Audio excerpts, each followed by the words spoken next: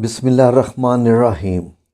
अल्लाहु अकबर, सुबहान अल्लाह, अल्हम्दुलिल्लाह, अस्तगफिरुल्लाह। नाज़रीन, कुछ देर पहले ही मैंने आप लोगों के लिए एक वीडियो लगाई थी जिसमें बताया था कि अज़कार किस तरह होते हैं और उनको कैसे किया जाता है। ये तो समझ आ गई कि अज़कार कैसे होते हैं और कैसे किया जाता है, लेकिन इंसानी जिस्म और इंसानी रूह पे इनका असर कैसे होता है, बात ये समझने वाली है। क्योंकि असल मकसद जो है, जो हमारा आखिरकार जो हम जिसका अंजाम चाहते हैं कि हमारी शख्सियत में उसका फ़र्क आए, तो उसके लिए ही अज़कार किए जाते हैं।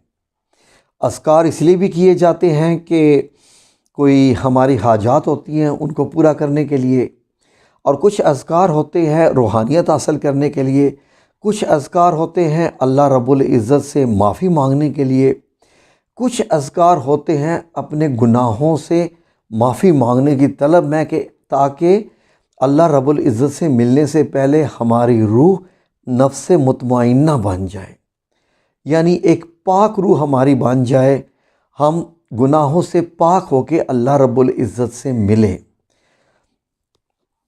नाज़रीन, सूरह फजर की आखिरी आयत में जो अल्लाह रब्बुल इज़्ज़त ने बड़ी प्यारी इतने खूबसूरत अल्फाज में तारीफ़ की कि जब फरिश्ते एक नेक रूह को निकालते हैं और आसमानों पे लेके जाते हैं, तो वो क्या वहाँ पर जो है वो मफ़हूम इस्तेमाल किया गया है, मैं आपको बताता हूँ।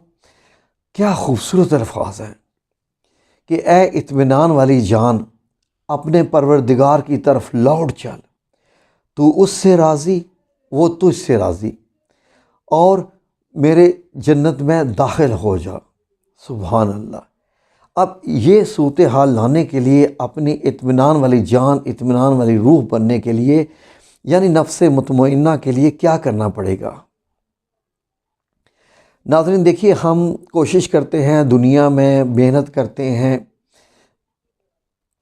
ऐसे ऐसे मुश्किल सब्जेक्ट पढ़ते हैं कि आप देखिए ना, फ़िज़िक्स, केमिस्ट्री, बायोलॉजी, मैथमेटिक्स और क्या क्या कितनी मेहनतें करते हैं। लेकिन इसका एक पॉजिटिव इफ़ेक्ट भी ये है कि आप अल्लाह रब्बुल इज़्ज़त की कुदरत को देखते हैं कि केमिकल्स कैसे बने होते हैं, रिएक्शंस कैसे होते हैं, या कोई फंक्शन कैसे परफॉर्म करता है। लेकिन अगर आप इसको पॉजिटिव वे में नहीं, लेकिन अल्लाह रब्बुल इज़्ज़त के मतलब हमने ज़ाती तौर पे क्या जाना कि अल्लाह रब्बुल इज़्ज़त हमसे क्या चाहता है, वो ना आपको फ़िज़िक्स बताएगी, ना केमिस्ट्री बताएगी, ना बायोलॉजी, ना मैथमेटिक्स, ना कोई और सब्जेक्ट, कुछ भी नहीं बताएगा। नाज़रीन, ये जो हम अज़कार का ज़िक्र कर रहे हैं, इन अज़कार से कैसे हमारी रूह पाक होती है, बात ये है। ये जो लेसन है, ये जो रूहानी सबक है, ये ज़िंदगी में हासिल करना चाहिए एज़ अर्ली एज़ पॉसिबल। क्यों? इसलिए कि मौत का कोई एतबार नहीं है, ना ही मौत का कोई वक्त है। अगर आप ये समझते हैं कि आप एक सेहतमंद ज़िंदगी गुजार रहे हैं, आपकी ज़िंदगी में कोई दुख नहीं है, ना आपको कोई बीमारी है, तो फिर भी अगर आप ये सोचें कि मौत नहीं आ सकती, तो जिन लोगों के एक्सीडेंट होते हैं वो सेहतमंद ही होते हैं।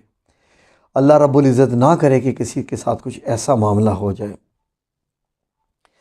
नाज़रीन, जब हम ज़िक्र करना शुरू करते हैं, फॉर एग्ज़ाम्पल ला हौला वला कुव्वता इल्ला बिल्लाह, अब ये नाज़रीन ये ज़िक्र हो गया, या एक और ज़िक्र है अस्तग़फिरुल्लाहुल अज़ीम, अस्तग़फिरुल्लाहुल अज़ीम।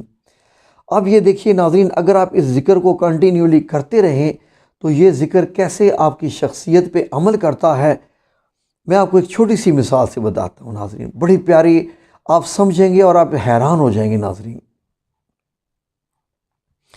आप ये देखिए कि एक बर्तन है, समझ लें कि उसमें मट्टी वाला पानी है या गंदा पानी है उस बर्तन में। आप उसको साफ़ करना चाहते हैं, उसी पानी को ही, यानी एक तो इसका ये तरीका होता है कि सारा का सारा उंडेल दो, उसको उंडेल दो, खाली कर दो देगची को, और फिर उसमें दोबारा पानी डालो उस बर्तन में। नहीं, बर्तन को खाली नहीं करना, उसी बर्तन को उसी हालत में ही उसी पानी को साफ़ करना है। आप एक तरफ से एक नल खोल दीजिए नाज़रीन, पानी का एक नल खोल दीजिए, यूँ एक तरफ से पानी गिरता रहेगा, दूसरी तरफ से थोड़ा थोड़ा करके गंदा पानी निकलता रहेगा उस बर्तन में से। आप देखिए नाज़रीन, एक ऐसा वक्त आएगा कि ود ان فیو منٹس اس برتن کے اندر گندا پانی سارا نکل چکا ہوگا، اور جو صاف پانی کا انٹیک ہو رہا ہے، یعنی کنٹینیوس جو استغفر اللہ سے روح کی صفائی ہو رہی ہے، کچھ چند ہی منٹوں میں اب اس برتن میں بغیر اس برتن کو خالی کیے صرف اور صرف اب صاف پانی رہ گیا، اب گندا پانی نکل چکا ہوگا، اس کا رنگ بھی بدل گیا ہوگا، اب وہ صاف اور شفاف پانی ہو چکا ہوگا۔ اسی طریقے سے ناظرین آپ غور کیجئے کہ جب ہم ذکر کرتے رہتے ہیں، وہ ہماری روح، ہمارے کیریکٹر اور اسی طریقے سے ہمارے جسم کے ڈی این اے پہ بھی وہ اثر کرتے ہیں۔